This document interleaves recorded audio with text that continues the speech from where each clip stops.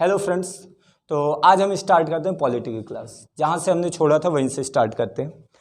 तो पॉलिटी में हमने बहुत सारे सेगमेंट को पढ़ लिया है, कंप्लीट कर लिया, एक्ट्स को पूरे कंप्लीट कर लिया, हिस्टोरिकल बैकग्राउंड पूरा कंप्लीट हो चुका है, संविधान सभा कंप्लीट हो चुका है, कॉन्स्टिट्यूशनल असेंबली कंप्लीट हो चुकी है, और किस किस तरीके से देश के आज़ाद होने से पहले वाली चीज़ें अपनी कंप्लीट हो गई है। अब आज से हम शुरू करेंगे शेड्यूल पढ़ना। आपके पेपर के अकॉर्डिंग सबसे ज़्यादा महत्वपूर्ण होता है शेड्यूल, अनुसूची, अनुसूची एंड विषय। शेड्यूल आप सबको मालूम है कि संविधान में कितनी अनुसूचियां? 12 अनुसूचियां। पहले कितनी थी? 8 थी। मूल संविधान में, ओरिजिनल कॉन्स्टिट्यूशन में 8 शेड्यूल थे, 8 अनुसूचियां थी। लेकिन वर्तमान कॉन्स्टिट्यूशन में कितनी? 12 है। और हर अनुसूची में किन सब्जेक्ट को रखा गया, किन विषयों को रखा गया, ये आपके लिए महत्वपूर्ण क्वेश्चन पूछेगा।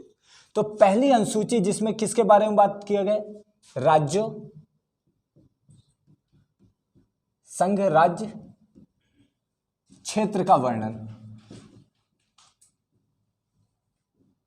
मतलब पहली अनुसूची में किसने, जितने भी राज्य हैं आपके 28 राज्य है ना, और जितने आपके संघ राज्य हैं, संघ राज्य इट मीन्स यूनियन टेरिटरी, केंद्र शासित प्रदेश।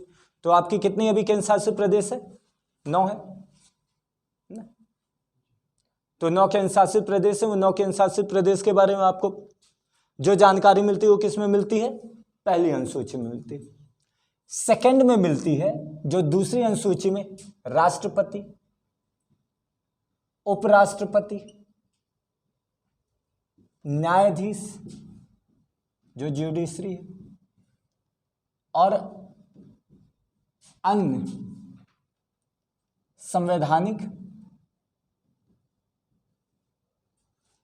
व्यक्तियों के, या कि पदों लिख लो, संवैधानिक पदों के वेतन एवं भत्ते।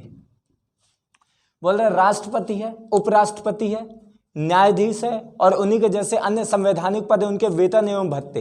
इसके बारे में जानकारी आपको किस में मिलती है? शेड्यूल 2 में। ठीक है, शेड्यूल 2 में बताएगा भी राष्ट्रपति को कितना वेतन मिलेगा, अन्य न्यायाधीशों को कितना वेतन मिलेगा। ठीक है, ये सब चीजों के बारे में। फिर थर्ड शेड्यूल बोलता है कि भाई शपथ या प्रतिज्ञान का स्वरूप। थर्ड में बोलता है शपथ लेना, कि भाई जितने भी संवैधानिक पद हैं, राष्ट्रपति हो, चाहे प्रधानमंत्री हो, चाहे वाइस प्रेसिडेंट हो, चाहे कोई भी हो, जितने भी व्यक्ति हैं, उनके द्वारा कौन सी शपथ ली जाएगी, कौन सा ओथ लिया जाएगा, और उनके प्रतिज्ञान का स्वरूप क्या रहेगा। ठीक है, कि क्या क्या चीजें वो प्रतिज्ञा में लेंगे। तो उन सब चीजों के बारे में जानकारी आपको कहाँ मिलेगी? शेड्यूल नंबर 3 में, अनुसूची नंबर 3 में। अनुसूची नंबर 4 में आपको जानकारी मिलेगी राज्यसभा में स्थानों का आवंटन,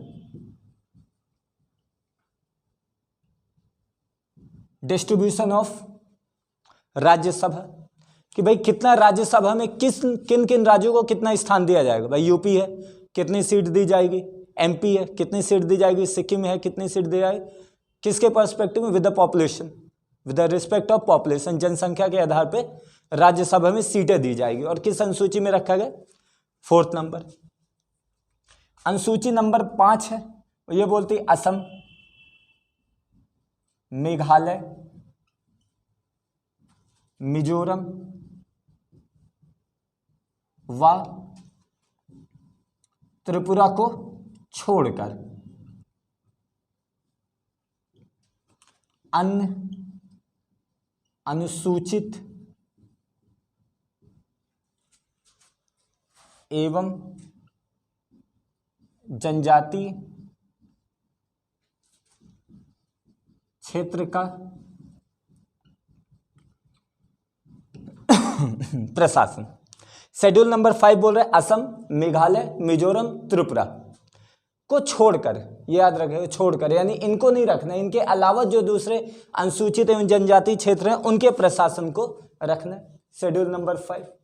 तो ये 5 शेड्यूल को आप कर लीजिए। 6वां शेड्यूल असम, मेघालय,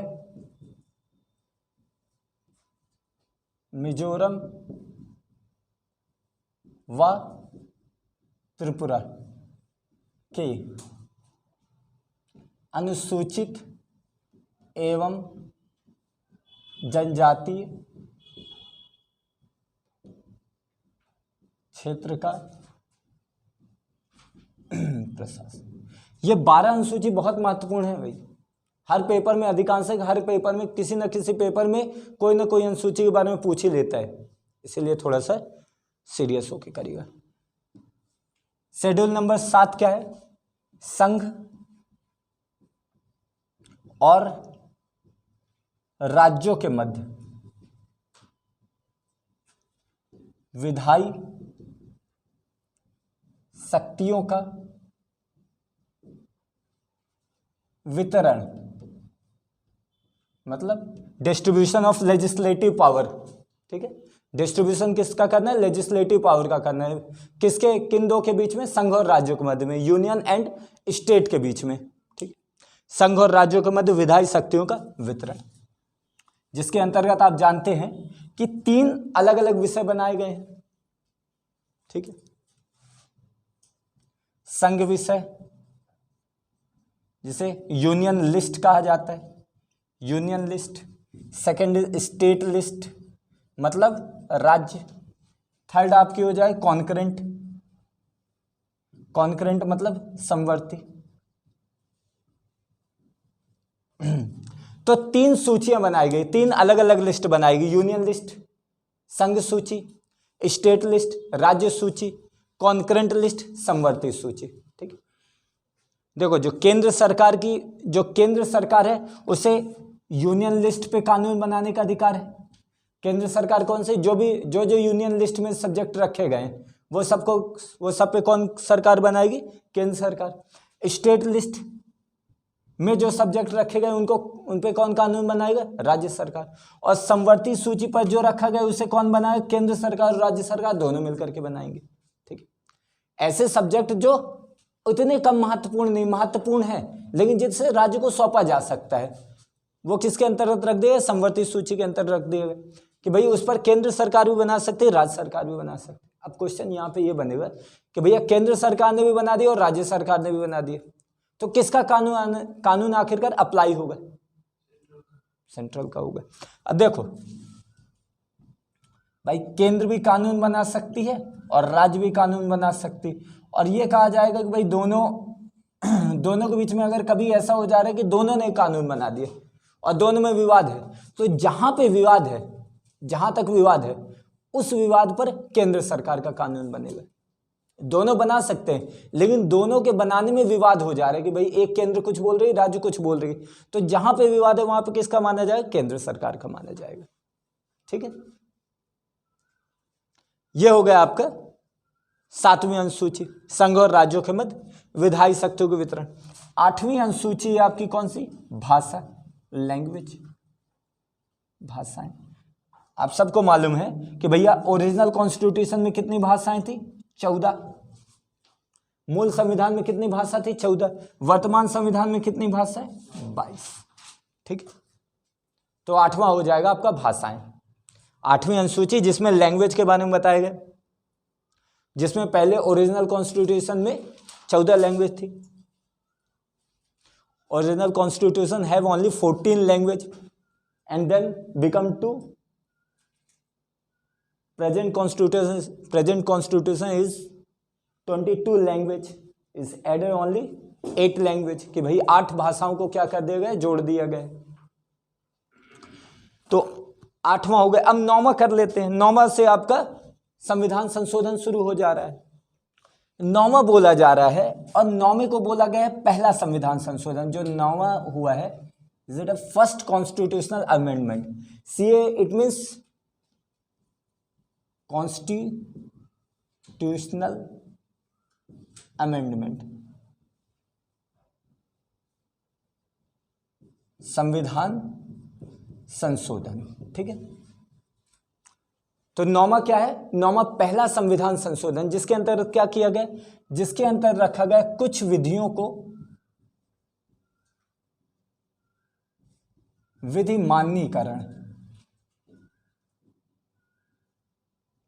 क्या कर दिया है, कुछ विधियों को विधिमानीकरण, यानी कुछ जो लॉस हैं उनको स्पेशल दर्जा देना है। क्यों स्पेशल दर्जा देना? ताकि उसके ऊपर जुडिशली क्या कर सके, रिव्यू ना कर सके, न्यायिक पुनर्विलोकन ना हो सके। समझे कि भैया जुडिशरी के पास होता है ना आर्टिकल 144 144 के अंतर्गत वो क्या कर सकती है, न्यायिक पुनर्विलोकन कर सकती है, देख सकती है कि भाई कोई कानून संविधान के खिलाफ तो नहीं है। तो भाई क्या किया गया, शेड्यूल नंबर 9 बनाया गया और कुछ विधियों को, कुछ कानूनों को स्पेशल दर्जा दे दिया गया, भाई इसके ऊपर जुडिशरी रिव्यू नहीं कर सकती है। अब ये इसकी जरूरत क्यों पड़ी? देखो, जब देश आजाद हो रहा है तो देश के सामने बहुत सारी समस्याएं आ रही हैं, जिसमें सबसे बड़ी समस्या थी पहली लैंड रिफॉर्म, भूमि सुधार। ठीक है, और आप सब लोगों को मालूम है कि हमारे यहाँ क्या था, राइट टू प्रॉपर्टी, संपत्ति का अधिकार क्या था, एक फंडामेंटल राइट था। फंडामेंटल राइट इट मींस एक मौलिक अधिकार है, और भाई जिसके भी संपत्ति का अधिकार रहेगा आप उसके संपत्ति के अधिकार को क्या छीन नहीं सकते। और चूंकि लैंड रिफॉर्म करने के लिए, भूमि सुधार करने के लिए संपत्ति को लेना आवश्यक है, भूमि को लेना आवश्यक है, और जैसे ही अगर आपने किसी की लैंड को ली वो पहुंच जाएगा सुप्रीम कोर्ट, है ना, कि भाई साहब इसने हमारी संपत्ति ले ली, और संपत्ति भूमि क्या है, हमारा मौलिक अधिकार है, फंडामेंटल राइट है। तो इसको लेकर के बोला गया कि भैया ये व्यक्ति वहां तक ना पहुंच सके, इसलिए कुछ विषयों को किस में रख दिया गया, शेड्यूल नंबर 9 में रख दिया गया कुछ विधियों को, और बोला गया कि भैया वो भले फंडामेंटल राइट का वायलेशन कर रही हो, भले मौलिक अधिकारों का वायलेशन कर रही है, लेकिन वो किसके अंतर्गत, वो शेड्यूल 9 के अंतर्गत है। और शेड्यूल 9 में अब सुप्रीम कोर्ट के पास ये अधिकार नहीं कि वहां पे जुडिशियल रिव्यू कर सके, न्यायिक पुनर्विलोकन कर सके। ठीक है, समझ में आया क्या मैं बोला? ठीक, इसको फिर अपन देखेंगे, ये टॉपिक है क्या है, बड़ा टॉपिक है, इसको अपन जब देखेंगे फंडामेंटल राइट और डीपीएसपी के बारे में पढ़ेंगे, या कि जब अपन जुडिशरी और सरकार के बारे में देखेंगे तो दोनों के बीच में कौन कौन से केसेस आ रहे हैं, तो वहां पे इन सब चीजों को और अच्छे से क्लियर करेंगे। यहां इतनी आप चीजें समझ लीजिए। शेड्यूल नंबर 10वां क्या बोल रहा है, शेड्यूल नंबर 10 जो है वो बोल रहा है दल बदल, और ये है 52वां संविधान संशोधन, 52nd कॉन्स्टिट्यूशनल अमेंडमेंट, और ये क्या है, दल बदल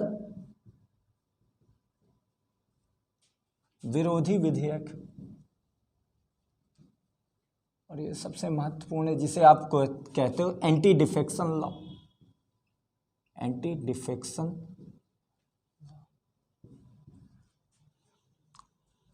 दल बदल विधेयक मतलब एक दल का व्यक्ति दूसरे दल में चला जाता था, तो भैया ऐसे दल बदल को रोकने के लिए क्या किया गया, शेड्यूल नंबर 10 लाया गया, दल बदल विधेयक लेके आया गया, एंटी डिफेक्शन लॉ लेके आया गया, जिसके अंतर्गत बोला गया कोई भी अगर नेता है क्या करता है, अगर अपनी पार्टी से चुना जा रहा है और अगर वो किसी दूसरे दल में चला गया, वो किसी दूसरे ग्रुप में चला गया, तो उसकी क्या कर दी जाएगी, उसकी सदस्यता रद्द कर दी जाएगी। भाई वो जीत करके आया, मान लो एक व्यक्ति है, मान लो भाई ये एक कोई पर्सन है, अब ये जीत के आए बीजेपी के पार्टी से, लेकिन बीजेपी के पार्टी में जीत करके आया, लेकिन इसे उतना महत्वपूर्ण पद नहीं मिला, तो भाई साहब इसने बोला कि भाई अगर मुझे महत्वपूर्ण पद देते हो तो ठीक है, नहीं तो मैं कहाँ चला जाऊंगा, मैं दल बदल लूंगा, और मैं कहाँ पहुंच जाऊंगा, मैं कांग्रेस में पहुंच जाऊंगा। हालांकि कांग्रेस तो खुद ही सरकार में निकाय पद देगी, मान लो, तो भाई बीजेपी से कांग्रेस में चला गया, तो ऐसे क्या होगा, भाई ये व्यक्ति क्या है, कभी यहाँ उछलेगा कभी यहाँ उछलेगा, तो इसके दल को बदलने से रोकने के लिए क्या लेके आ गए, एंटी डिफेक्शन लॉ लेकर के आ गए कि भाई नहीं, तुम जिस पार्टी से चुने गए हो उसी पार्टी में तुम्हें रहना पड़ेगा, अगर तुम बीजेपी को छोड़ करके कांग्रेस में जाते हो तो तुम्हारी सदस्यता समाप्त कर दी जाएगी। अब तुम क्या हो, अब मंत्री तुम रहोगे ही नहीं, बल्कि तुम्हें मंत्री पद से इस्तीफा देना पड़ेगा, और नहीं भी दोगे तो भी तुम्हारी सदस्यता रद्द हो जाएगी। ये बोला गया 2011 में, है ना, दल बदल विधेयक आपके 2011 में नया है, पहले आप देखने को मिलेगा कि बहुत ज़्यादा दल बदल विधेयक हो रहे थे, दल बदल हो रहे थे, तो इसको रोकने के लिए किया गया।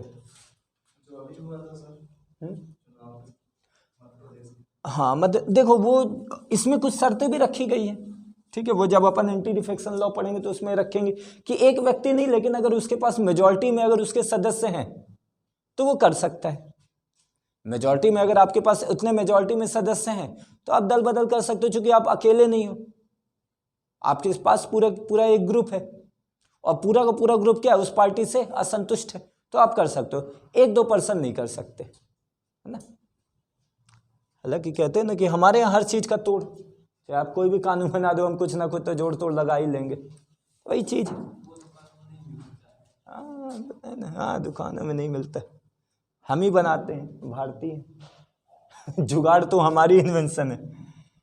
अब 11वां शेड्यूल क्या है, जिसे रखा गया 73rd कॉन्स्टिट्यूशनल अमेंडमेंट के द्वारा। 73वां संविधान संशोधन है 11वां, ठीक है। अनुसूची कौन सी है, पंचायती राज, जो कौन से भाग के अंतर्गत आता है, भाग नंबर 9 यानी पार्ट 9 का हिस्सा है। कितने, 25 भाग हैं, पहले 22 थे, उसके बाद 3 को ऐड कर दिए गए, 25 भाग है, तो 9 नंबर। और इसमें कितने विषय रखे गए हैं, तो इसमें विषय रखे गए 29 सब्जेक्ट्स, ठीक है, कि 29 सब्जेक्ट्स हैव इन पंचायती राज, कि भैया 29 विषय हैं पंचायती राज में, और 29 विषय में यही सफाई जितने भी आपको देखने को मिल रहा है, ठीक है। तो 11वीं अनुसूची में रखा गया है, और 12वीं अनुसूची में रखा गया है 74वां संविधान संशोधन, 74th कॉन्स्टिट्यूशनल अमेंडमेंट, जो आपका कौन सा है, नगर पालिका, नगर निगम, म्युनिसिपैलिटीज, ठीक है। कौन से भाग के अंदर, भाग नंबर 9A में है। कितने विषय रखे गए हैं, विषय रखे गए हैं 18 सब्जेक्ट्स, ठीक, 18 विषय रखे गए। तो ये हो गया आपका अनुसूचियां, बहुत ज्यादा महत्वपूर्ण है, हर एक अनुसूची आपके लिए महत्वपूर्ण है। और इसमें मैं अगर तुम्हें बता दूं तो कौन सी अनुसूची नंबर 4 चौथी महत्वपूर्ण होती है, 5वीं महत्वपूर्ण होती है, 6वीं महत्वपूर्ण होती है, और 10वीं 11वीं और 12वीं। हालांकि आप सब पढ़िएगा, लेकिन इसके ऊपर स्पेशल ध्यान रखिएगा, चौथी, 5वीं, 6वीं, 10वीं, 11वीं, 12वीं। 10वां चूंकि एंटी डिफेक्शन लॉ हो जाता है, वो महत्वपूर्ण हो जाता है। 11वीं 12वीं के ये भाई ये भाग से पूछ देगा, अनुसूची से पूछ देगा, विषय से पूछ देगा, ठीक है, अमेंडमेंट से पूछ देगा, 3-4 क्वेश्चन बन जाते हैं कि भाई किस भाग में है, पंचायती राज पूछ देगा, भाग 9 में है। कितने विषय रखे गए, 29 विषय रखे। किस संविधान संशोधन के अंतर्गत है, 73वां संविधान संशोधन, तो 3 क्वेश्चन बन रहे हैं। ऐसे ही इसमें बन रहे हैं दल बदल विधेयक में 52वां संविधान संशोधन 2011, ठीक है। तो ये आपका इंपॉर्टेंट बनता है। तो ये हो जाएगा आपका जितने भी शेड्यूल हैं, जितनी भी अनुसूची हैं, ठीक है, क्लियर है, नोट कर लिए सब लोग, चलो बढ़िया है भाई। चलो तो अब इसके बाद अपन शुरू करते हैं आर्टिकल्स के ऊपर, ठीक है। आर्टिकल के ऊपर पहला जो आपका आता है भाग 1 अनुसूची 1 और आर्टिकल 1 to 4, 1 से 4 आर्टिकल के बारे में आपको किसके बारे में पता चलता है, संघ व राज्य और संघ राज्य क्षेत्र। संघ राज्य मतलब यूनियन टेरिटरी, संघ मतलब यूनियन, राज्य मतलब स्टेट, और संघ राज्य मतलब यूनियन टेरिटरी, ठीक है। आर्टिकल 1 से 4 के बीच में आपको राज्य व संघ राज्य क्षेत्रों के वर्णन के बारे में आपको जानकारी मिलती है। तो अपन देखते हैं, आर्टिकल 1 में बात बोलता है, 2 बात बोलता है आर्टिकल 1 में। पहली बात बोलता है देश का नाम, बोला गया देश का नाम क्या होगा, इसमें कोई मतभेद नहीं था, बोला गया देश के नाम 2 होंगे। बोला गया कि भैया पारंपरिक रूप से जो भारत नाम चला रहा है उसको रखो, और साथ में एक नाम इंडिया जो इतने समय से चला रहा है। तो 2 नाम को रखा गया, इसमें किसी प्रकार का कोई मतभेद नहीं। तो अगर कोई बोले कि हिंदुस्तान इस देश का नाम है, तो बोलो नहीं जी नहीं, कानूनी तौर पे इस देश का नाम हिंदुस्तान नहीं है, कानूनी तौर पे भारत नाम है और इंडिया नाम है। तो जो हिंदुस्तान बोल रहा है वो बोले कि भैया ठीक है, तुम्हारे सेंटीमेंट अच्छी बात है, तुम्हारी भावनाएं हम मानते हैं, कानून तुम्हारा हिंदुस्तान नहीं मानता, तो फिर फालतू है ये बोलना, ठीक। और सेकंड और ए का ही दूसरा नंबर बोलता है कि भैया ये राज्य की प्रकृति कैसी होगी, कि स्टेट का नेचर क्या होगा, नेचर ऑफ स्टेट क्या होगा। ठीक है, इसको बोलोगे आप नेचर ऑफ स्टेट। बोला गया कि कैसे होगा, राज्यों का संघ होगा, राज्यों का संघ। इस शब्द को बहुत अच्छे से समझिएगा। बोल रहा है राज्यों का संघ होगा, यानी स्टेट ऑफ यूनियन होगा, स्टेट ऑफ यूनियन होगा। हमारा संघवाद तो है, लेकिन हमारा संघवाद कैसा है, यूनियन टाइप का संघवाद है, ना कि फेडरल टाइप का संविधान है। ठीक है, डॉक्टर अंबेडकर साहब ने बोला था कि भैया हमारा संविधान फेडरल टाइप का नहीं है, बल्कि हमारा संविधान यूनियन टाइप का, यूनियन मतलब संघीय टाइप का। ठीक है, इसके आधार पर दो बातें बोली गई डॉक्टर अंबेडकर साहब के बारे में, कि इन्होंने बोला कि भाई जो राज्य है, राज्य क्या है, आपसी समझौतों से नहीं बना है। पहली बात, राज्यों का कोई आपसी समझौता तो था नहीं जिसके आधार पर यह देश का निर्माण हुआ। दूसरा, राज्यों को संघ से अलग होने की आजादी नहीं है। कोई भी राज्य, मध्य प्रदेश सोचे कि मैं भारत देश से आजाद अलग हो जाऊंगा तो हो सकता है, नहीं हो सकता है। ठीक है, यानी अविभक्त राज्य है। राज्य क्या है, अविभक्त है, यानी वो अलग नहीं हो सकता, जबकि अमेरिका में अलग चीज चलती है। ठीक, तो दो चीजों के बारे में बोला गया कि राज्यों के बीच में कोई समझौता नहीं, राज्यों के बीच समझौता नहीं, state don't have any agreement. And second बोल रहा है कि भाई राज्य देश से अलग नहीं हो सकते, या कि संघ से अलग नहीं हो सकते। दो बातें आर्टिकल फर्स्ट में बोली गई कि राज्यों के बीच में कोई समझौता नहीं है, देश का निर्माण हुआ है, राज्य आपस में आकर के कोई समझौता नहीं करे। और दूसरा बोल रहा है राज्यों को देश से, राज्यों को यूनियन से अलग होने की आजादी नहीं है। और यही चीज अमेरिका में बिल्कुल जस्ट अपोजिट है। अमेरिका में क्या हुआ है, राज्यों के बीच में समझौता है, जितने भी उनके राज्य थे वो सब लोग आए और आपस में समझौता किया कि हम सब लोगों को एक हो जाना चाहिए और हम सब लोग एक हो करके अपनी प्रगति कर सकते हैं। और दूसरा ये बोला गया कि भाई राज्य क्या है, यूनियन से अलग हो सकते हैं, वहां का जो फेडरल सिस्टम वहां से अलग हो सकते हैं और कभी भी हो सकते हैं, लेकिन हमारे यहाँ ये लिबर्टी नहीं है। तो राज्य की प्रकृति क्या है, राज्यों का संघ, राज्यों की प्रकृति अविभक्त राज्य, अविभक्त राज्य और अविभक्त संघ, कि मतलब ना ही संघ विभाजित हो पा रहा है और ना ही राज्य विभाजित हो पा रहे हैं। तो अविभक्त राज्य, अविभक्त संघ, ये राज्यों की प्रकृति है। ठीक है, क्लियर है। तो ये आर्टिकल 1, ठीक, धीरे धीरे सारे आर्टिकल पढ़ेंगे, जो जो इंपॉर्टेंट है उन सबको पढ़ते चलेंगे। ठीक है, आर्टिकल 1 में ये दो बातें बोली गई। अब आर्टिकल 2 आ जाते हैं। आर्टिकल 2 जो है,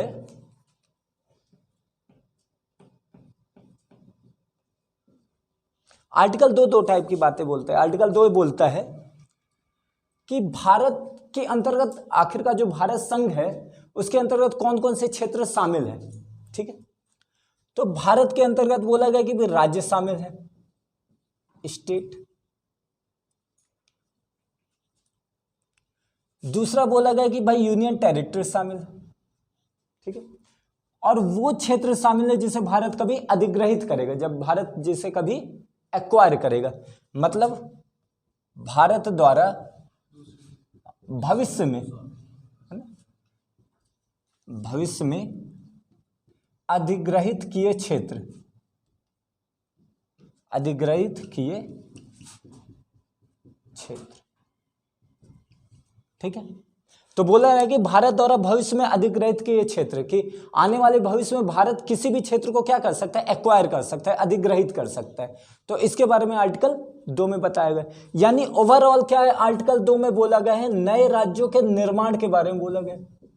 नए राज्यों का निर्माण भी हो सकता है, किस तरीके से, कि भविष्य में चाहे तो भारत किसी भी राज्य को क्या कर सकता है, एक्वायर कर सकता है। जैसे आपको देखने को मिलता है कि गोवा हो गया, दमन और दीव हो गए, इसका क्या किया, पुलिस कार्रवाई के द्वारा एक्वायर किया। ठीक है, तो इस तरीके से भारत क्या है, आने वाले समय में नए राज्यों का निर्माण कर सकता है। ये आर्टिकल 2 के बारे में बताता है, खतरनाक है।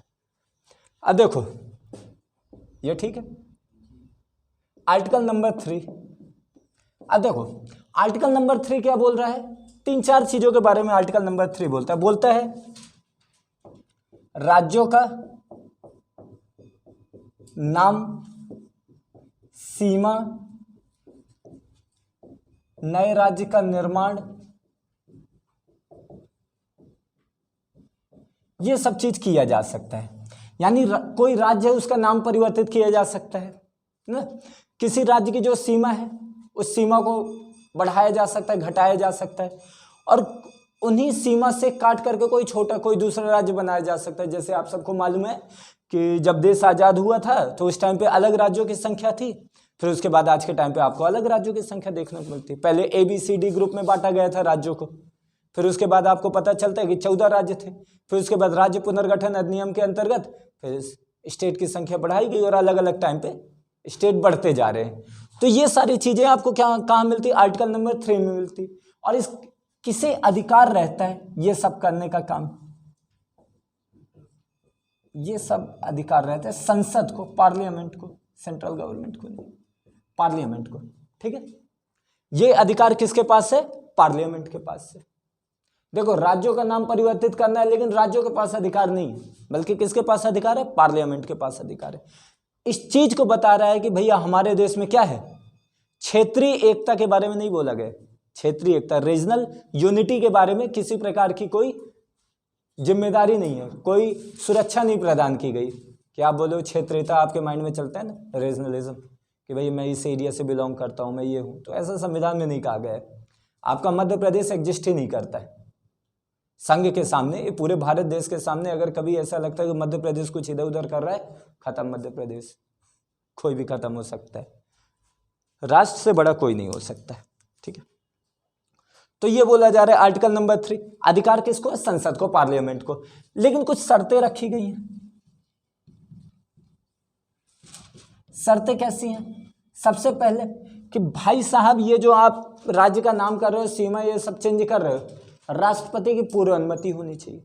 यानी राष्ट्रपति से बिना पूछे आप इस तरीके का कोई काम नहीं कर सकते। ठीक है, यानी राष्ट्रपति की क्या होनी चाहिए, पूर्व अनुमति, पूर्व अनुमति। ये वाला दिख रहा है, ठीक है, ये वाला राष्ट्रपति की पूर्व अनुमति, राष्ट्रपति पहले पूर्व अनुमति देगा। और दूसरा यानी राष्ट्रपति, प्रेसिडेंट क्या करेगा, विधेयक को, ये जो नाम चेंज करने वाला विधेयक को प्रभावित राज्यों के पास भी भेजेगा।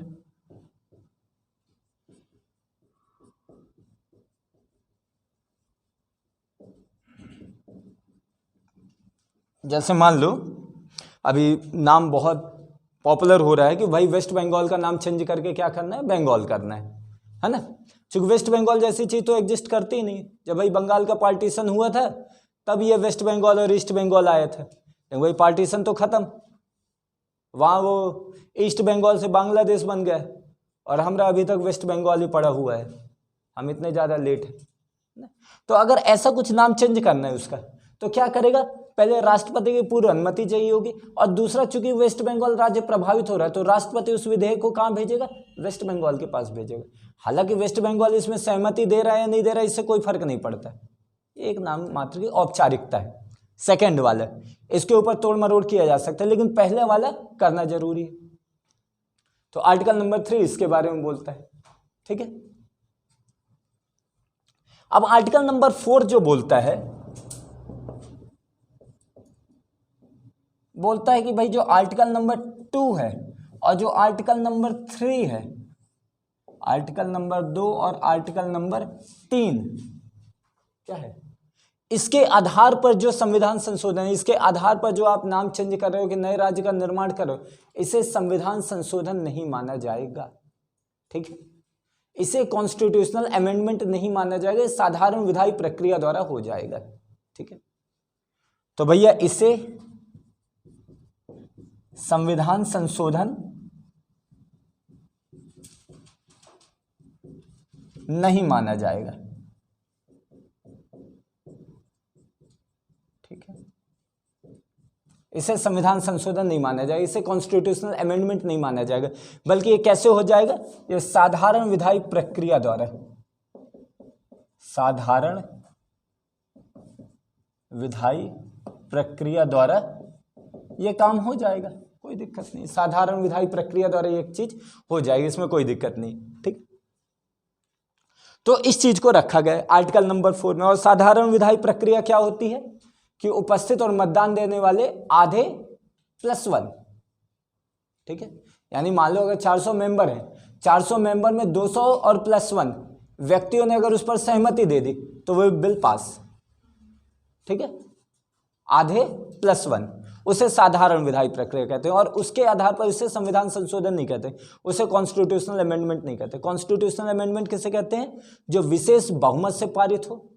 ठीक है, विशेष बहुमत से पारित हो, जिसमें 2/3 मेजॉरिटी होनी चाहिए, जिसमें क्या बोलते हैं, उपस्थित और मतदान देने वाले 2/3 सदस्यों की अनिवार्यता होनी चाहिए कि भैया आप लोग मान लो 10-20, मान लो 6-7 लोग इकट्ठा हो। अब आपके 2/3 मेजॉरिटी अगर वो बिल को पास करेगी कि भाई ये क्लास लगनी चाहिए कि ये क्लास नहीं लगनी चाहिए, 2/3 ने अगर बिल पास कर दे कि ये क्लास बकवास है, तो कल से बंद। समझ रहे? और अगर नहीं पास किया तो नहीं हुआ। तो जो 2/3 से पास होगा उसे क्या कहोगे, उसे संविधान संशोधन कहोगे। लेकिन ये जो साधारण विधायी प्रक्रिया द्वारा, जिसमें कितने की आवश्यकता पड़ेगी, 50% +1, मतलब 400 सदस्य हैं। साधारण विधायी प्रक्रिया मतलब 50% +1 सदस्य, यानी 400 का आधा 200 जो उपस्थित है और उनसे एक ज्यादा, इतने सदस्य अगर सहमति दे रहे हैं तो वो साधारण विधायी प्रक्रिया द्वारा किसी राज्य का नाम परिवर्तित हो जाएगा, सीमा परिवर्तित हो जाएगी। ठीक है, नया राज्य बन जाएगा। जैसे आप सब लोग को मालूम, मध्य प्रदेश से अलग होकर के छत्तीसगढ़ बना, तो वहां सब यही प्रोसेस को अपनाएगा, उसे आप संविधान संशोधन नहीं कहोगे। ठीक है, तो ये हो जाएगा आर्टिकल 1 to 4, जो आपके भाग फर्स्ट में जिसके बारे में बताया गया है। ठीक है, इसके अलावा और अगर आपको करना है तो विशेष बहुमत से जो पारित होता है वो होता है उपस्थित एवं मतदान। ऐसे नहीं कि भैया उपस्थित भी होना चाहिए और वो मतदान भी दे, उसका 2/3। ठीक है, सदस्यों के द्वारा, इसे आप बोलोगे संविधान संशोधन। और एक और होता है जिसमें 2/3 उपस्थित और मतदान तो होगा ही, प्लस मतदान, लेकिन साथ में प्लस होगा क्या, आधे से ज्यादा राज्यों में, आधे से ज्यादा राज्यों की भी सहमति। ठीक है, एक ये होगा जिसमें 2/3 मेजॉरिटी होनी चाहिए, यानी 2/3 उपस्थित होना चाहिए, वहां पे प्रेजेंट होना चाहिए और वो लोग वोट करें, मतदान करें, लेकिन साथ में आधे राज्यों से ज्यादा की क्या होनी चाहिए, साधारण विधायी द्वारा सहमति भी होनी चाहिए। तो उसे आप क्या बोलोगे, इसे विशेष बहुमत द्वारा संविधान संशोधन कहा जाता है।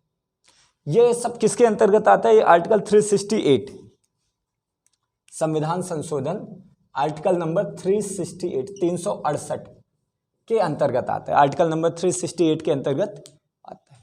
ठीक है, संविधान संशोधन। और जो साधारण विधायी प्रक्रिया द्वारा है वो आर्टिकल 368 में नहीं आता है। तो 2-3 टाइप के क्वेश्चन आ जाएंगे आपको। आर्टिकल 368 के अंतर्गत कौन कौन से विधेयक आते हैं। ठीक है, जैसे आप सब लोग जानते हो कि जब ये आपका जीएसटी पास हुआ है, GST goods and service tax, उसमें कौन सा किया गया था, ये वाला किया गया था, 2/3 उपस्थित और मतदान देने वाले और साथ में आधे से ज्यादा राज्यों की सहमति होनी चाहिए। क्योंकि वो कैसा है, उससे राज्य भी प्रभावित हो रहे हैं। ठीक है, जीएसटी है भाई, पूरे देश में है ना। ठीक है, तो ये हो जाएगा आपका आर्टिकल 1 टू आर्टिकल 4। ठीक, अब इसके बाद एक मामला आता है, अब राज्यों का विकास कैसे हो रहा है।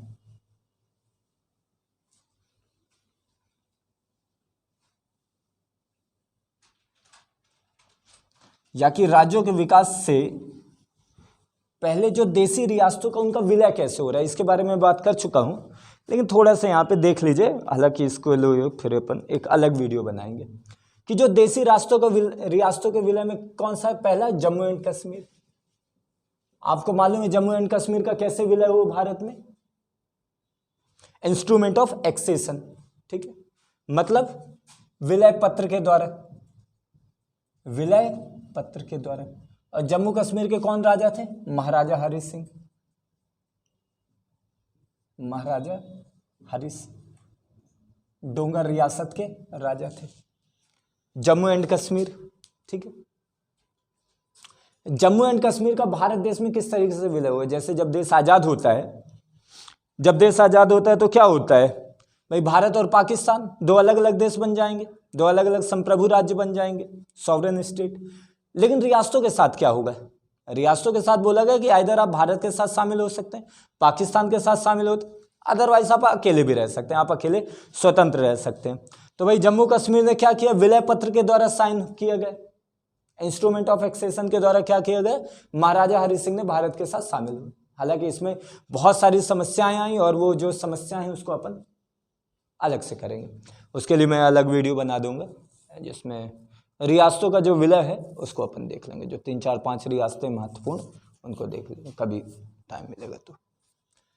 इसके अलावा जम्मू कश्मीर के अलावा और जो दूसरी रियासत, जैसे आपको मालूम है जूनागढ़, जूनागढ़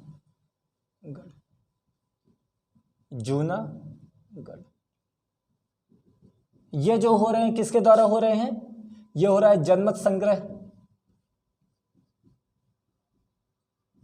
जनमत संग्रह इट मीन्स रेफरेंडम। जनमत संग्रह मतलब वहां के लोगों के साथ, लोगों से पूछा गया, वोट कराया गया कि भाई आप भारत में शामिल होना चाहते हैं कि आप पाकिस्तान में शामिल होना चाहते हैं। तो वहां के 95% पॉपुलेशन ने क्या बोला, हम भारत के साथ शामिल होना चाहते हैं। तो वहां पे कौन सा शासक था, मोहब्बत खान, लेकिन जिसे बिल्कुल देश से मोहब्बत नहीं थी, पगला था ये भी। इसकी भी एक अलग ही रोचक कहानी है जिसे फिर कभी अपन पढ़ेंगे। ठीक, रोचक कहानियों के ऊपर बाद में जाएंगे ना, क्योंकि कहानियां बड़ी मजेदार होती है और मैं सुनाने लग जाता हूं। तीसरा है आता है आपका हैदराबाद। हैदराबाद, हैदराबाद कैसे हुआ, पुलिस, ठीक है, पुलिस कार्यवाही के द्वारा, पुलिस की कार्यवाही के द्वारा, पुलिस एक्ट के माध्यम से हुआ। वहां पे क्या हुआ, पुलिस को सरदार वल्लभ भाई पटेल ने क्या कर दिया, पुलिस भेज दी। हैदराबाद के जो निजाम थे वो भारत देश में मिलना ही नहीं चाहते थे, वो कहाँ मिलना चाहते थे, पाकिस्तान में मिलना चाहते थे। और अगर हैदराबाद पाकिस्तान में मिल जाता तो क्या होता, पाकिस्तान मतलब साउथ और नॉर्थ बिल्कुल अलग हो जाते ना। तो हैदराबाद को फिर क्या बोला गया, पूरे शरीर में, पेट में जैसे कैंसर, इसकी उपाधि दी गई। वही पेट में कैंसर हो गया, अगर निजाम साहब वहां निकल लेते तो, लेकिन नहीं निकल पाए, नहीं निकलने दिया है सरदार पटेल ने। तो भाई ये जो तीन जो रियासतें हैं, यही 3 रियासतें टेढ़ी थी और यही 3 रियासतों को अलग, आपसे क्वेश्चन पूछ लेगा कि भाई जम्मू एंड कश्मीर का किस तरीके से भारत में विलय हुआ, विलय पत्र के द्वारा, जनमत संग्रह के द्वारा, पुलिस कार्रवाई के द्वारा। ठीक है, तो याद रखिए विलय पत्र के द्वारा, जूनागढ़ का जनमत संग्रह के द्वारा हुआ और हैदराबाद का पुलिस एक्ट के द्वारा। वो 3 जो रियासतें ज्यादा उछल कूद मचा रही थी, उनका इस तरीके से काम। भोपाल नाटक कर रहा था, त्रावणकोर नाटक कर रहा था, जयपुर कर रहा था, जोधपुर कर रहा था, है ना, लेकिन सब लोग आ गए लाइन में, कोई यहां वहां नहीं जा पाया। यही तो हमारे लीडर की खास बात है ना। ठीक है, अब इसके बाद अपन आते हैं राज्यों के विकास की ओर कि भाई राज्यों का विकास किस किस तरीके से हुआ। अब अपन करते हैं राज्यों का विकास, कि किस तरीके से राज्यों का विकास हुआ, डेवलपमेंट ऑफ स्टेट, राज्यों का विकास। जैसे आप सब लोगों को मालूम है, जब देश आजाद हुआ था तो उस टाइम पे कैसे राज्य थे, ए बी सी डी श्रेणी के राज्य थे, और डी श्रेणी में केवल एक राज्य था, अंडमान एंड निकोबार, ठीक, से ब्रिटिश प्रांत के राज्य थे, ठीक। फिर उसके बाद बोला गया कि नहीं भाई, जब देश आजाद हुआ था उस टाइम पे क्या बोला गया था, देश के आजादी से पहले यह बोला गया कि भाषा के आधार पर राज्य का गठन करना है। क्या बोला गया था, भाषा के आधार पर, on the basis of language, कैसे, भाषा के आधार पर राज्य का गठन करने को बोला गया, कि भाई बोला गया कि भाषा के आधार पर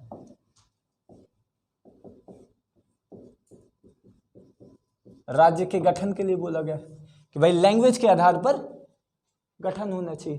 और जब लैंग्वेज के आधार पर गठन हुआ तो भाई जो तेलुगु भाषी हैं, तेलुगु भाषी ने बोला कि भाई हमारे लिए एक अलग राज्य होना चाहिए, क्योंकि उस टाइम पे मद्रास एक था, मद्रास क्या था, एक राज्य था, और मद्रास राज्य के अंतर्गत कौन थे, तेलुगु और तमिल दोनों लैंग्वेज के थे। और चूंकि तेलुगुओं की संख्या ज्यादा थी, लेकिन उसके बावजूद तमिल का क्या था, डोमिनेंस था, तमिलों का ज्यादा वर्चस्व था, जबकि जनसंख्या किसकी थी, तेलुगु भाषियों की थी। तो तेलुगु भाषियों ने बोला कि भैया आपने तो वादा किया था भाषा के आधार पर राज्य का गठन करना, कहाँ गया तुम्हारा वादा, बेवफा निकले वाली बातें हो गई। तो नेहरू साहब को याद दिलाया, तो नेहरू साहब ने बोला कि वो बात तो अलग थी। एबीसीडी यानी ABCD ऐसे श्रेणी में डिवाइड किए गए थे पहले राज्य को, ऐसे करा गया कि भाई ए श्रेणी में रख दिए गए 6 राज्य, ऐसे बी श्रेणी में कुछ राज्यों को रख दिया गया, सी श्रेणी में, डी श्रेणी में, ऐसे ABCD श्रेणी। पहले राज्य अलग अलग नहीं थे, उनकी रैंकिंग कर दी गई थी कि श्रेणी ए इसमें इतने स्टेट है, श्रेणी बी इसमें इतने स्टेट है, और स्टेट क्या रहते थे, रियासतें रहती थी पहले ना, ब्रिटिश प्रांत के कुछ जो स्टेट है जो गवर्नर के रूल में थे, ठीक है। तो इस तरीके से, लेकिन डी में याद रखिए अंडमान एंड निकोबार केवल एक था। तो इस तरीके से अलग अलग ABCD श्रेणी में रखा गया था। लेकिन फिर जब बोला गया कि भाषा के आधार पर राज्य का गठन किया जाएगा, तब फिर बोला गया कि नहीं भाई ये ABCD नहीं, अब अलग अलग किया जाए, तब इस चीज को खत्म कर दिया गया था। तो इस चीज को समझिए कि भाषा के आधार पर राज्य का गठन, तेलुगु भाषी के आधार पर। तो भाई नेहरू साहब ने बोला कि अभी अभी देश आज़ाद हुआ और भारत और पाकिस्तान वैसे भी 2 भाग में बट गए हैं, और अगर भाषा के आधार पर आप करोगे तो और ज़्यादा क्षेत्रीयता बढ़ेगी, और ज़्यादा रीजनलिज्म बढ़ेगा, और क्षेत्रीयता बढ़ेगी तो लोग और ज़्यादा अपनी अपनी बातें करना शुरू करेंगे। और भारत को अभी ऐसा नहीं चाहिए, भारत को क्या चाहिए, एकता चाहिए, यूनिटी चाहिए, अखंडता चाहिए, इंटीग्रिटी चाहिए, भाईचारा चाहिए, ब्रदरहुड की भावना चाहिए, ये सब बातें चाहिए थी। लेकिन ये बातें तेलुगु भाषी ये क्यों समझे, क्योंकि भाई इनका क्या हो रहा था, शोषण हो रहा था, एक्सप्लॉयटेशन हो रहा था। तो फिर इन्होंने बोला कि नहीं, तो फिर इनकी जो बात थी, इनकी बातों को महत्व देने के लिए क्या किया गया, एक आयोग का गठन किया गया, जिस आयोग का नाम क्या था, धर आयोग। ये क्वेश्चन आ जाएगा, धर आयोग किससे संबंधित है, क्वेश्चन बन जाएगा, धर आयोग किससे संबंधित है, तो धर आयोग राज्यों के गठन से संबंधित है, ठीक है। धर आयोग राज्यों के से संबंधित है, और इसमें क्या बोला गया, इन्होंने बोला कि भाई भाषा के आधार पर राज्य का गठन हमें नहीं करना है। बोला कि भाषा के आधार पर राज्य का गठन आप अगर करते हो तो देश के लिए क्या होगा, हानिकारक होगा। तो धर आयोग ने क्या बोला, धर आयोग ने क्या बोला कि भाषा के आधार पर राज्य का गठन अपने को नहीं मांगता है। लेकिन अब चूंकि इनकी बात है, तो इसके बाद आया JVP committee. JVP committee, JVP committee से मतलब क्या, J for Jawaharlal Nehru, V for Sardar Vallabh Bhai Patel, और P फॉर पट्टाभी सीतारामैया, ये नाम लिख लीजिए तीनों। J for Jawaharlal Nehru, V for Sardar Vallabh Bhai Patel, P for Pattabhi Sitaramayya. ये 3 व्यक्तियों के मिलकर के एक क्या बनाई गई, एक कमेटी बनाई गई, JVP समिति बनाई गई। और इस समिति ने भी बोला पट्टाभी सीतारामैया, सरदार वल्लभ भाई पटेल, सरदार पटेल, थोड़ा रुक, देखो JVP कमेटी मतलब सरदार वल्लभ भाई पटेल, जवाहरलाल नेहरू और पट्टाभी सीतारामैया, ये 3 व्यक्ति थे, और ये 3 व्यक्तियों ने मिलकर के क्या किया, एक कमेटी का गठन किया। और इस कमेटी ने बोला भाषा के आधार पर राज्य का गठन नहीं मांगता है अपने को, लेकिन अब यहाँ पे जो तेलुगु भाषी में एक व्यक्ति का नाम आता है जो है पोट्टी श्रीरामुलु। पोट्टी श्रीरामुलु, ये ऐसे व्यक्ति कि भाई साहब इन्होंने पूरा का पूरा हिला के रख दिया। ये निकल गए अनशन में, बोले भूख हड़ताल पे हम निकल गए, बोले अब हमें जब तक तुम नहीं तेलुगु भाषियों के लिए राज्य बनाओगे हम खाएंगे ही नहीं। तो भाई साहब इन्होंने 56 दिन तक का अनशन किया और 56वें दिन ये निपट गए, भगवान को प्यारे हो गए। और जब 56वें दिन भगवान को प्यारे हुए तो नेहरू जी को समझ में आ गया कि अब होगी खतरनाक हिंसा, तो चुपचाप अब राज्य पुनर्गठन आयोग का कर दो। तो फिर उसके बाद फजल अली के नाम पे, फजल अली की अध्यक्षता में एक राज्य पुनर्गठन आयोग का गठन कर देगा 1953 में, 1953 में। ठीक है, पोट्टी श्रीरामुलु जिन्होंने 56 दिन तक अनशन किया, फिर उसके बाद उनकी मृत्यु हो गई। ठीक है, ये तेलुगु नेता थे। तो इसके आधार पर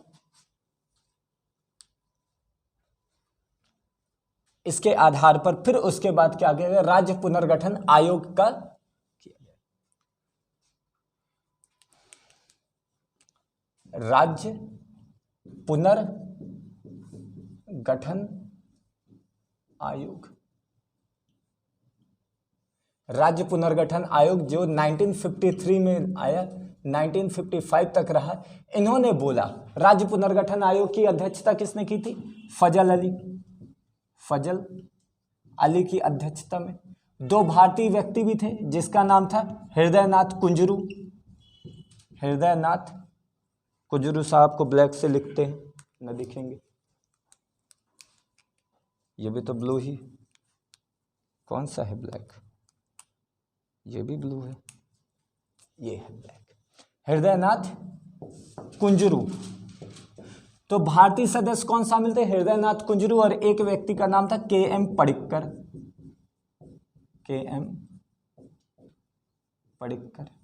ये तीन व्यक्तियों ने मिलकर के क्या किया, स्टेट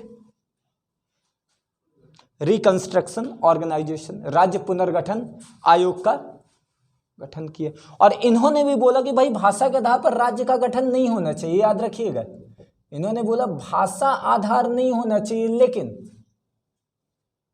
लेकिन भाषाई विविधता को आप आधार मान सकते हैं। समझिए दोनों चीज को, भाषा आधार मुख्य नहीं होना चाहिए, लेकिन एक कारण भाषाई विविधता होना चाहिए। लैंग्वेज डाइवर्सिटी एक रीजन हो सकता है। तो इन्होंने बोला, कुछ 3-4 कारण दिए। बोला भैया देश में अगर प्रशासन अच्छे से नहीं चल रहा है तो भैया आप कुछ राज्यों का डिवाइड कर सकते हो। जन कल्याण के लिए आप डिवाइड कर सकते हो कि भैया लोगों का वेलफेयर नहीं इंश्योर हो पा रहा है, तब आप कर सकते हो। भाषाई विविधता कर सकते हो, भाषाई विविधता एक आधार हो सकती है, जिनके आधार पर क्या कर सकते हो आप, राज्य का बंटवारा कर सकते हो, राज्य का पुनर्गठन कर सकते हो। तो इसके आधार पर क्या हुआ, पहला जो राज्य बना वो कौन सा बना, आपका आंध्र प्रदेश। ठीक है, तो भाषा के आधार पर पहले राज्य का गठन कौन सा हुआ, आंध्र प्रदेश, तेलुगु भाषियों के लिए मिल गया। और ऐसे ही आपके त्रायंबकोर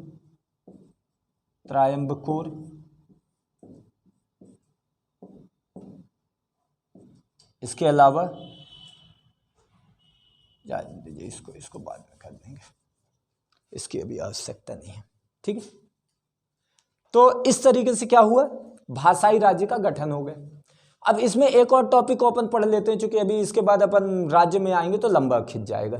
तो एक जो छोटा टॉपिक है उसको पढ़ लेते हैं। एक बेरुवारी मामला आता है, नाम सुना है कभी, बेरुवारी केस।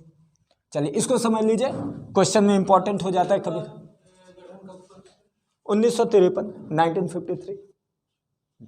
ठीक है, अब एक केस आता है बेरुवारी मामला, बेरुवारी मामला। अब देखो बेरुवारी मामला है क्या, बेरुवारी एक जगह है, देखो बेरुवारी एक जगह थी जो मिल गई थी भारत को। लेकिन वो किस में आ रही थी, ईस्ट पाकिस्तान के हिस्से में आ रही थी, ठीक है। भारत में मिल गई थी लेकिन ईस्ट पाकिस्तान वाले हिस्से में आ रही थी। तो भैया इसको लेकर के विवाद हो गया कि आखिरकार भारत, देखो इससे पहले क्या हो रहा था कि भारत अपने क्षेत्र को क्या किसी दूसरे देश को दे सकता है, प्रश्न ये उठ गया। सुप्रीम कोर्ट में गए तो सुप्रीम कोर्ट ने बोला नहीं, ये क्या तुम बेवकूफ़ी की बात कर रहे हो, बड़े मुश्किल से हमें क्षेत्र मिल रहे हैं, वो भी तुम दूसरे को दे दोगे। तो बोला तुम नहीं दे सकते, लेकिन ठीक है तुम संविधान संशोधन कर दो तो तुम दे सकते हो। तो उस आधार पे बेरुवारी मामला में 9वां संविधान संशोधन, 9th कॉन्स्टिट्यूशनल अमेंडमेंट, 9वां संविधान संशोधन हुआ, जिसके अंतर्गत क्या किया गया, बेरुवारी मामले में 9वां संविधान संशोधन में, जिसमें बेरुवारी को पाकिस्तान को दे दिया गया, ठीक है। और कौन से एग्रीमेंट के तहत, चलो एग्रीमेंट हटाओ, नेहरू नून समझौता। अब भाई नेहरू साहब हो गए हमारे प्राइम मिनिस्टर, नून साहब हो गए उनके प्राइम मिनिस्टर पाकिस्तान के। तो नेहरू नून समझौता के तहत क्या किया गया, बेरुवारी जो है उससे किसको दे दिया गया, पाकिस्तान को दे दिया गया। यहां पे एक और क्वेश्चन उठता है कि क्या प्रस्तावना, क्या प्रियम्बल संविधान का भाग है, संविधान का भाग है। तो यहां पे क्वेश्चन उठता है क्या प्रस्तावना संविधान का भाग है, तो इस चीज को खारिज किया गया उस टाइम पे, बोला गया प्रस्तावना क्या है, संविधान का भाग नहीं है। क्योंकि प्रस्तावना में क्या लिखा गया है, प्रस्तावना में आप देखोगे अखंडता शब्द का यूज किया गया है, किसका, अखंडता, इंटीग्रिटी, एकता शब्द का प्रयोग किया गया, अखंडता शब्द का प्रयोग किया। अखंडता मतलब पूरा का पूरा भारत देश क्या है, अखंड है, वो आप अलग नहीं कर सकते, क्योंकि प्रस्तावना में अखंडता लिखा है। और बेरुवारी को किसको देना है, पाकिस्तान को देना है। तो ये बोला गया कि प्रस्तावना संविधान का भाग नहीं है, ठीक है। लेकिन फिर बाद में आपको 1972 में केशवानंद भारती वाले केस में बोला गया कि भाई प्रस्तावना भी संविधान का भाग है, लेकिन प्रस्तावना में आप कुछ भी संविधान संशोधन उस आधार पर आप नहीं करोगे कि संविधान की मूल भावना आहत हो, क्या वो बेसिक स्ट्रक्चर वायलेट नहीं होना चाहिए, क्या बेसिक स्ट्रक्चर यानी आधारभूत ढांचा नहीं होना चाहिए। इसको अपन केशवानंद भारती में, ये नून साहब ही थे, क्या नाम था, नहीं जिन्ना जो थे गवर्नर थे, राष्ट्रपति, ठीक है। जिन्ना साहब क्या थे, गवर्नर बने थे, वो मेन हेड थे, उन्होंने अपना, नहीं नेहरू, नून नाम फिरोज नून ना था, फिरोज नून था। लियाकत अली शायद थे पहले प्राइम मिनिस्टर, देखना पड़ेगा, मे भी लियाकत अली ही थे। तो इस आधार पे क्या हुआ, नेहरू नून समझौता। अब इसमें कुछ कुछ आर्टिकल आ जाते हैं जो प्रमुख रहते हैं। देखो पहला आर्टिकल, पहला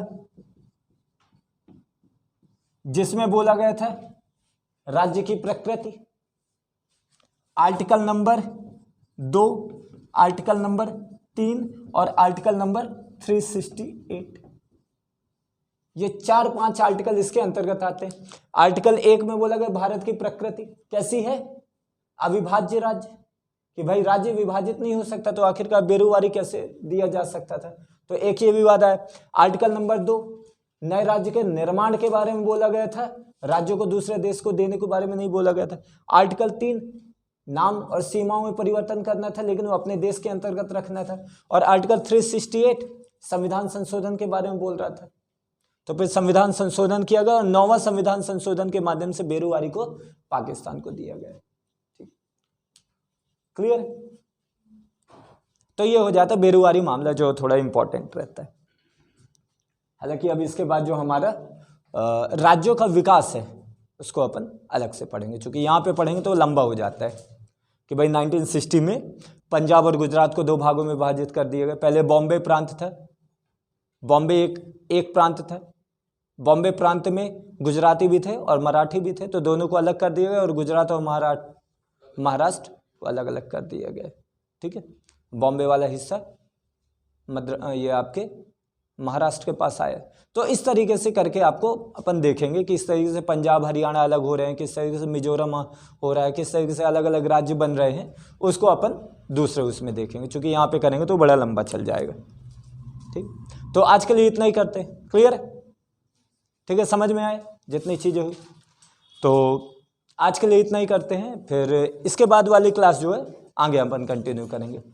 तो फिर कल मिलते हैं। सो आज के लिए इतना ही। Thank you very much for this session.